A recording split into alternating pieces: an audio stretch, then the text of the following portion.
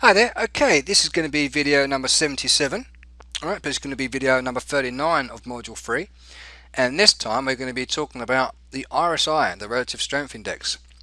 Now I've marked some points out on the chart for you already. Okay, and I want to show you something that's pretty simple. I could probably explain this strategy in about 30 seconds. Alright, but I want to give you a little bit more info into it as well.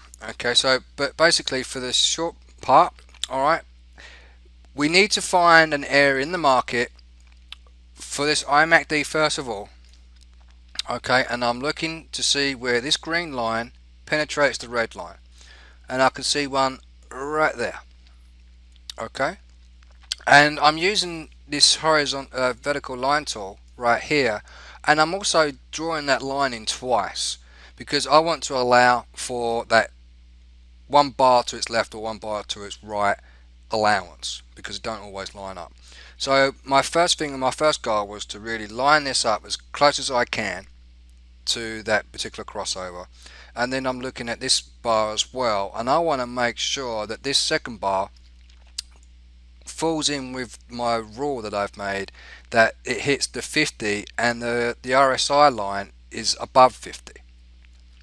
Okay, now same for the short signal. So this would have been okay to taken. This one would not have been okay because the RSI is below 50. Alright, this one I would not have taken because again the RSI is below 50. Alright, here's another short trade. I would not have taken that because the RSI is above 50. Alright, here is a long trade that I would have taken because the RSI, although the first bar, that first line that we drew here, did not actually have that bar go above 50, the second one did, and I allowed it for the reason why the second bar is in there as well is to have that one bar confirmation. Alright, that one bar confirmation. So you see that full bar that gets created, and then you go in on the next bar after it's been confirmed. So this would be like your first point, this would be your second bar, waiting for that confirmation to finish and then go in on the next bar. Alright, this one will have worked out nice as well. This has been the bar that you need to wait for the confirmation, go in on the next bar, and that does go up. I'm not sure how much that goes up, but it goes up a fair bit. That's 1.3379, and this goes up to around about 1.3750 or something like that. So it's around about 400 pip gain there over a period of about a week. This one here goes up, exceedingly high, to about 140.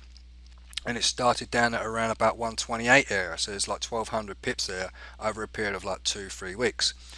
Alright, so yeah, keep moving over and we can see that these signals are quite strong actually. Well, again, this is a buy trade, but the RSI doesn't go above 50, so that's no good. Alright, here is a sell trade, but it doesn't really fall below the 50 line, so that's no good. Here is a sell signal right here. The RSI falls below 50, so that's good. We can go short on that one. And that's as far as examples that I've done on there. So, but let's go back and use the smaller time frames and see if they work as well. I've got an easier way to do this actually. Go to the object list, highlight that, and just keep on pressing delete. There we go. Alright, so let's try a smaller time frame. Let's go to a 4-hour time frame and apply these same rules in there again. So again, I'm looking for the point at where they cross over, and then I'm allowing for one margin of room of error, or a little bit of leniency in there. And then I'm looking for this short trade, I'm looking for this RSI to come below the 50 line, but it hasn't, so that's no good. Alright, let's keep going and take a look. Now this area here, I mean, I don't really like taking this after a big long trade, so this is going to be some exceptions to the rule. When you see these here, you can see that it is above 50. Alright, now after you've seen a move that's already taken from a low and it starts to go up, I don't really like to take those because you might be at a final Elliott wave or what have you, or it could come back and go back the other way. So I'd prefer to get in at the beginnings and the tops of trends, alright, which is what you should be really be focusing on as well. Alright, and so I don't really like to take those kind of trades, and also I prefer to see it come from the top and then coming down before me taking on a sell trade, and if I'm taking on a buy trade, I'd rather see it, the RSI come from below and then approach and penetrate into that 50 zone. Alright, so here is another buy trade opportunity, but the opportunity is not there for us because it doesn't meet our criteria, it doesn't hit the 50. Alright, we can keep on going until we're like kind of get bored with it. And this one is kind of like an exception. This one would have worked out okay. The second line actually hits that, so then you'd wait for this bar here and you'll still see it on the 50. You might want to wait, you might go in that, you probably would have been a 50-50. This trade could have gone back the other way, but in this particular example it did work out in our favor. Here is another one. This is a buy trade. Now this didn't essentially come from below in such a dramatic way, like from below below the 30 zone. This was more or less hovering along the lines of 50, but essentially for the most part there was downward sentiment in this particular currency pair up to that point. Okay, but we can see now that these two lines ring through true, and we're above 50 there as well. There's our first bar. Then we wait for the confirmation to finish, and then we get in here, which is kind of nice because it sits right on a resistance level / support, and boom, up it goes towards like the next areas of target. Alright, let's see if this works on the 1 hour time frame. I would say most of these strategies do work quite well on the smaller time frames, but it's all really dependent on you if you want to go for those like 10 pip 15 pip trades. Okay, I prefer not to because it just burns me out after a while. Alright, so let's go down to the 1 hour. We are down to the 1 hour. Okay, let's see if this strategy works well. Alright, so there's our first line, and also it hits up the 50 line as well. Okay, so we've just come from above and it's went down to below a little bit, so this might not need to think too much into that. The other strategy was on the 4 hour, but let's see how it works out anyway. Then on the next bar, go long, and there is your support and resistance line. So you might want to wait until that line's broken and then go long. Let's look for some sell trades. That's no good because the 50 is not below.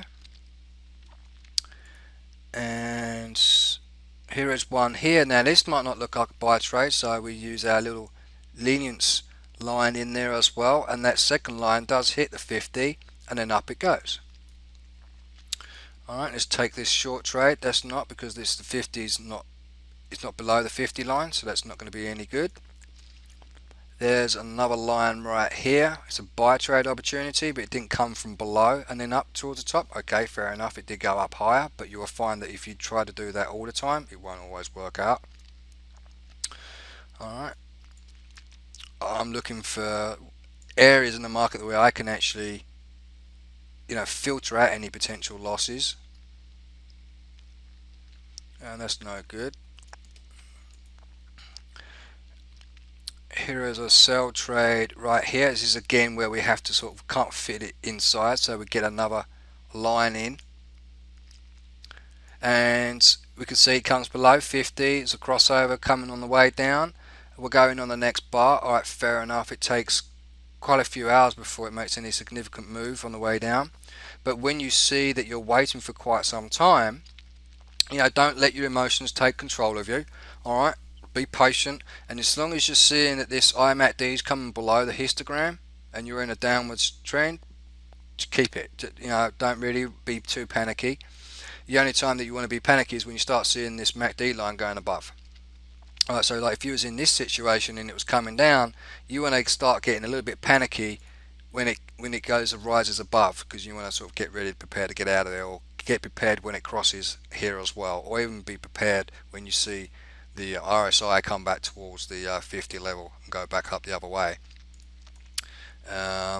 We can see that if we got in, I mean, again, this isn't a perfect rule all the time, but it is a nice guidance to use when you're in trades and you're not sure when to get out, or when the the trend is going to change. Obviously you can use the ADX, or you can use the Stochastic oscillator or what have you, but the RSI also does a good job. But it's just with the RSI indicator, it's, you know, it shouldn't always really use it on its own. But you can see that where we've gone from 50 to below 50, and eventually it's come back to hit the 50 mark again, and at a pretty good opportune time to get out and clock all of that up. So we didn't need to, you know, act, you know, on our emotions, being scared, you know, not knowing what the future holds, because that's why we do become nervous, you know, a little bit hesitant, because we don't know what's going to happen in the future.